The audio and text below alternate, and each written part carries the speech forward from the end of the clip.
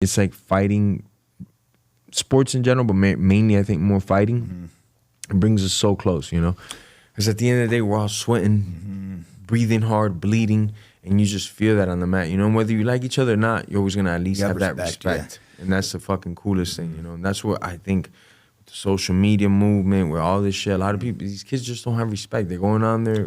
How many people will fucking badmouth you right now after this podcast or me and just say crazy shit because they can get away with it? Yeah, we can't punch them in their mouth. And they don't know, like guys like us, when we both have assault charges we've dealt with and stuff. But before the dude's mouth off, we would pop him in the mouth. And that's why I always respect you. You're a real fighter. Appreciate that, bro. Like remember you had the hands behind your back and then you pieced up Leon. That was dope.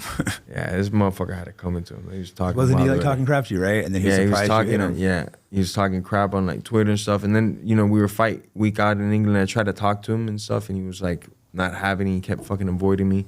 So then I finished fighting Till. I got knockout of the night, fight of the night. I'm ecstatic. I'm happy as could be, and they're giving me these awards like they're literally just telling me, hey, you just won knockout of the night, fight of the night. How do you feel, this and that? And this fucker comes and cuts my interview.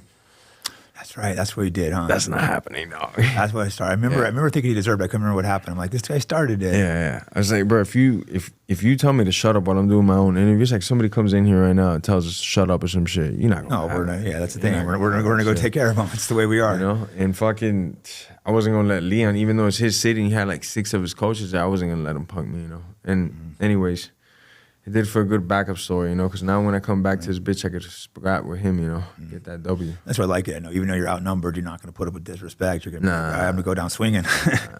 And you won that anyways. Yeah. He just let you walk right up to him with your hands. But what do you think you were going to do? Obviously, you were going to hit him. Initially, I wasn't, as I'm walking over there, I'm just kind of like, let me gauge where he's at. Let me see where this motherfucker's at. Does he want to like throw down? Because you just told me some foul shit over the mic. Maybe when I get close, he's like, oh, bro, hey, relax. It's just for camera or something. And I could be like, get the fuck out of my face, you know? Something. I'm not 100%, I'm going to kill him, but I'm like, we're going to find out what's up. As I start getting closer, I'm like 4, 5, 6 feet away. And you can see it on video. He's like this. And he literally puts his hands up like this. As soon as he does his hands go any of this, you're fucking, it's green light. You're gonna hit me or I'm gonna hit you because you're doing that. My hands are behind my back. As soon as you do this shit right here, it's done, you know? That's it. Well, I agree. It was a while ago. I remember watching it being like, oh, he had that coming. Yeah. That was my interpretation at least. Yeah. But I mean, well, perfect example what you said, like, the guy puts his hands up. It happened to Nate, that guy, he's a Jake Paul impersonator. He put his hands up, so then Nate just put him down and choked him. This fag suing Nate now. Yeah. Trying to get money. What a piece Nate, of shit, Nate right? choked him unconscious, right? Yeah, I remember seeing that. He's trying to get money. That was like in Louisiana or something? Yeah. Yeah, I remember that. What kind of dork? Of course he is. Of course he is. What kind of dorks can pretend like he's Jake Paul? What kind of man's going to pretend like they're another man? How pathetic is that? Yeah, bro.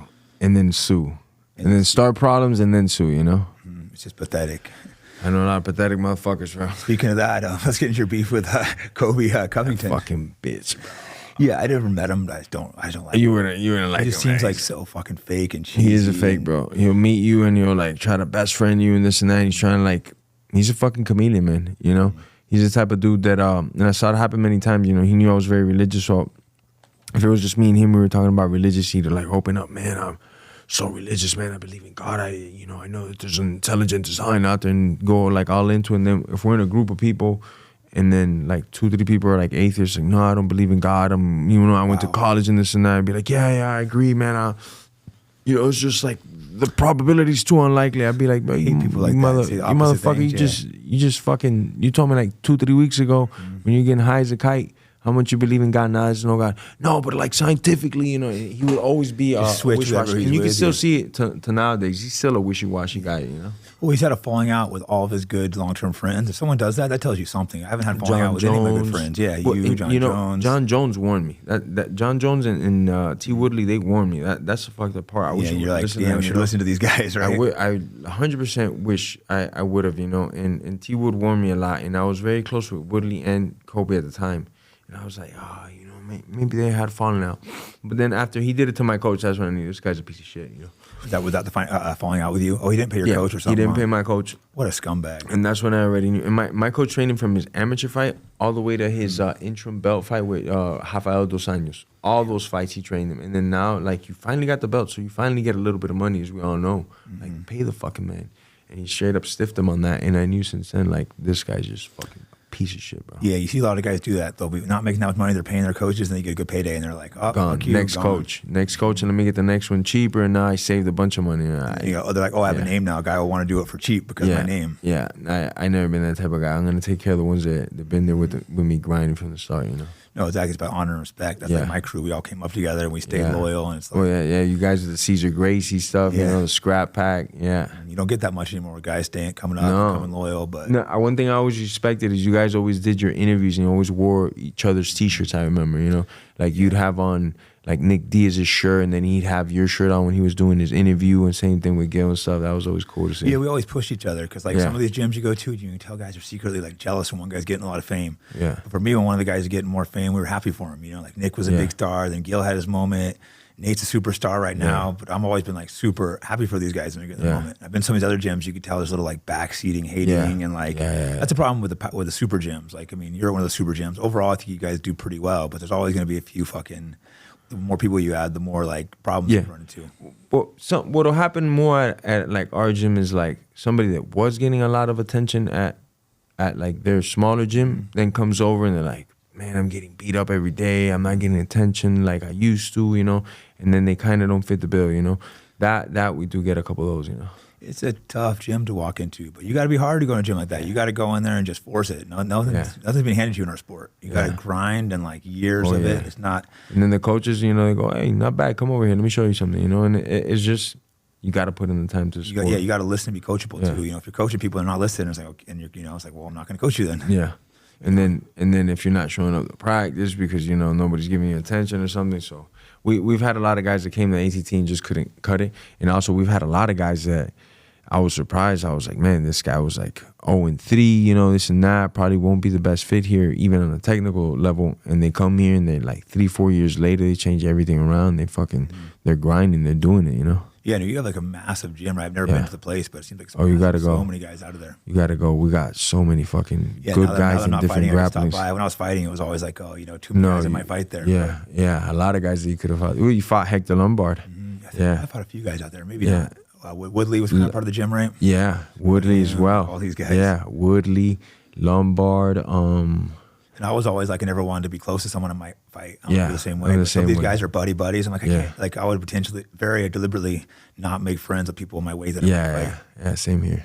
I don't know how these guys can be all like buddy and then go I could be cool and cordial, but I'm not, you know, like I don't want to grab a meal with you. But I'm not trying to, like, you know, exactly. I'll go to the gym with spar guys sometimes, but I'm not like trying to like go out, do things. I just don't want to fight my friends. It's not the way I am. Hell yeah, same here. I don't want to fight my friends. Guys like Kobe probably don't give a shit.